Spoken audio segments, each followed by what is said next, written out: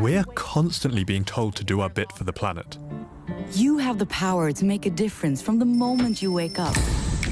We all have to reduce carbon emissions from our lives. 10 ways that you can reduce your carbon footprint. Your carbon footprint. Your carbon footprint. Your carbon footprint. And even the people extracting the fossil fuels are telling us how we can play our part. But should I feel guilty about my carbon footprint? Or is this push for personal sacrifices just a distraction from real climate solutions? I lead a pretty low-carbon life. But I also live in Germany, one of the richest and biggest contributors to global warming. Even with that frugal lifestyle, my emissions are still well above the global average. And there's only so much I can do to live greener. So why is everybody trying so hard to make me feel guilty about my personal carbon footprint? And does anything I do to live green actually make a difference?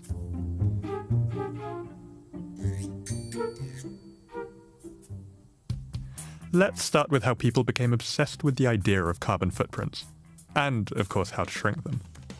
In the mid-1990s, two Canadian researchers came up with the term ecological footprint as a metaphor for all of humanity's impact on the planet. A decade later, this academic concept was picked up by one of the biggest oil companies in the world, British Petroleum. BP made a calculator that let anybody work out their own carbon footprint, and they made sure people knew about it. They took out whole-page adverts in newspapers like the New York Times. They ran commercials on TV. What size is your carbon footprint? And they stuck posters on billboards in airports around the world. Now, oil companies like BP and ExxonMobil had known for decades that burning their products was heating the atmosphere and warping the climate. And at first, the industry tried to deny the science. But then they changed tactics. As the public and policymakers began to wake up to the climate crisis, Exxon and the rest of the fossil fuel industry gradually began to shift their propaganda from that outright blatant climate denial of the recent past to a more subtle and insidious form of lobbying and propaganda. This is Harvard University researcher Jeffrey Supran, who studies how fossil fuel companies have misled the public on climate change. The very notion of a carbon footprint was first popularized by oil giant BP as part of a $100 million per year marketing campaign. Supran said the fossil fuel industry tapped into a culture of extreme individualism, particularly in the US, and manipulated those values. The footprint literally personifies greenhouse gas emissions. It brings it down to the scale of a human footprint. And in doing so, in talking about the company's footprint the same way you talk about a person's, it levels the playing field in a way that's misrepresentative of the true nature of the climate challenge. By talking about what you and I can do, companies take the pressure off themselves. And it's an idea with a long history in the murky world of public relations. Take these adverts from an environmental non-profit group in the 1970s called Keep America Beautiful. Some people have a deep, abiding respect for the natural beauty that was once this country. And some people don't. The Italian-American actor pretending to be an indigenous man isn't the only dodgy thing going on here. The Keep America Beautiful campaign is funded by the same multinational corporations churning out plastic bottles, companies like Coca-Cola and plastic industry lobby groups. They had found a way to shift the burden of responsibility onto the people buying their products, while still looking like they cared about the environment. Daddy, you forgot. Every little bit hurts. The plastic industry wasn't the only one doing this. Researchers have also shown that oil company ExxonMobil mimicked PR tactics used by Big Tobacco to dump responsibility onto their customers. Just look at the words they use.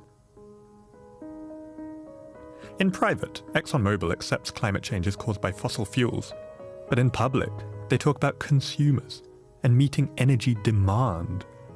Privately, they blame climate change on CO2 emissions, but publicly they focus on all greenhouse gases, without saying what that means for their own fossil fuel production. And instead of talking about the reality of the climate that they've already changed, they downplay it as a risk, potential risk, long-term risk, or potential long-term risk. That last tactic of emphasizing uncertainty comes straight out of the tobacco industry's handbook. Literally. The thing is, these industries are all in the same bind. They want to sell a product that kills. And one tactic the tobacco companies perfected was downplaying the risks while talking up personal choice. As early as the 1920s, tobacco companies were building advertising campaigns around the idea of an individual's freedom to choose. And this caught on in media too. Researchers found the number of news articles framed this way shot up through the 1970s and 80s. But when tobacco companies got taken to court for harming people's health, they flipped the narrative and argued it was the smoker's fault for buying their cigarettes. Choice turned from a symbol of freedom into a tool of blame. It's a similar story for fossil fuel companies. They've argued for a long time that they aren't responsible for the emissions from burning their product. By selling products like these, we can help our customers reduce their carbon footprint. The idea that people bear more responsibility for climate change than companies is a greenwashing narrative that has grown popular. A global poll in 2020 found that most people want the government to act first on climate change, but then said consumers have a greater responsibility than companies. So why exactly is big oil so desperate to get us talking about our personal responsibility? To take the focus off them and to put the focus back on us so that we start feeling guilty about what can I do. This is Emily Atkin, an American journalist who runs a newsletter about climate change and the fossil fuel industry.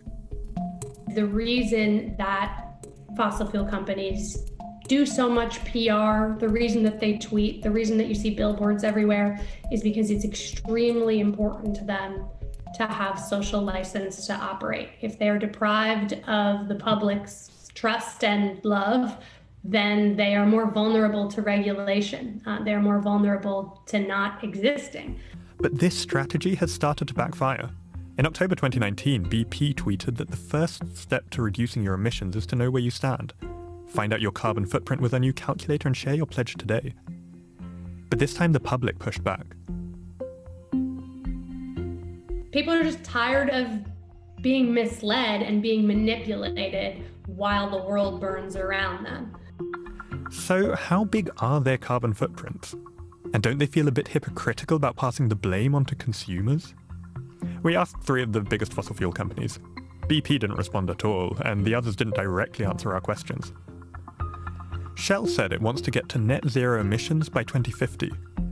It said that tackling climate change needs to be a joint effort of energy producers, governments, and those who use energy, including private, commercial, and industrial consumers. ExxonMobil said it's committed to working to decarbonize high-emitting sectors through investments to develop and deploy technologies that will help society achieve a net zero future. It said that changes in society's energy use, coupled with the development and deployment of affordable lower-emission technologies, will be required to drive meaningful emissions reductions. But these companies are lobbying against climate action while extracting millions of barrels of oil from the ground every single day. The 4 biggest private energy companies are responsible for 11% of the CO2 and methane emissions from burning fossil fuels since 1965. Add in state-owned companies in Saudi Arabia, Russia, and Iran, and together these 7 companies are responsible for 20% of emissions. And the biggest 20 companies? 1/3 of emissions. You and I contribute relatively little to the climate crisis.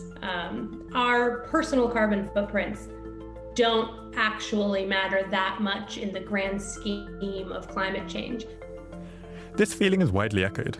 A similar statistic that 100 companies are responsible for 71% of emissions has become a viral rallying cry for people arguing that personal action is useless. And this is where most people stop. But our personal responsibility is more complicated than that. The numbers we calculated earlier include emissions from fossil fuels burned by the customers of these companies. That's all of us. Businesses, governments, NGOs, and yes, individual people like you and me. And so the question is, how much difference do our personal sacrifices actually make? The International Energy Agency projects that 40% of emissions cuts needed to decarbonize by 2050 will come from things like making more electricity from renewable energy or using cleaner technologies in industry. That takes public support, but you and I can't do much about it. A measly 4% of the emissions cuts are going to come from personal actions to reduce energy demand, like flying less, walking to work, and turning off lights. These are things that can be made easier by policy, but can still happen without it. The remaining 55% comes from changes that need a mix of government action and active consumer choices. That means buying an electric car, installing a heat pump, or better insulating your home. And it's not enough for everybody to just buy an electric car. Policymakers also need to build enough charging stations for them to work. Without subsidies to make your home more sustainable, many people can't afford to install a heat pump. Now, there's a blurred line between which changes count as purely personal and which count as mixed. But that's exactly what experts tell us. Every action you take has a bigger impact on society than just shrinking your own individual carbon footprint. Either we face up to the fact that we are going to have to live differently, or we fail. This is Stuart Capstick from the Centre for Climate Change and Social Transformation at the University of Cardiff. His research has shown something that's actually kind of promising, that individual and systemic change are often two sides of the same coin. Take the rise of vegan meat products.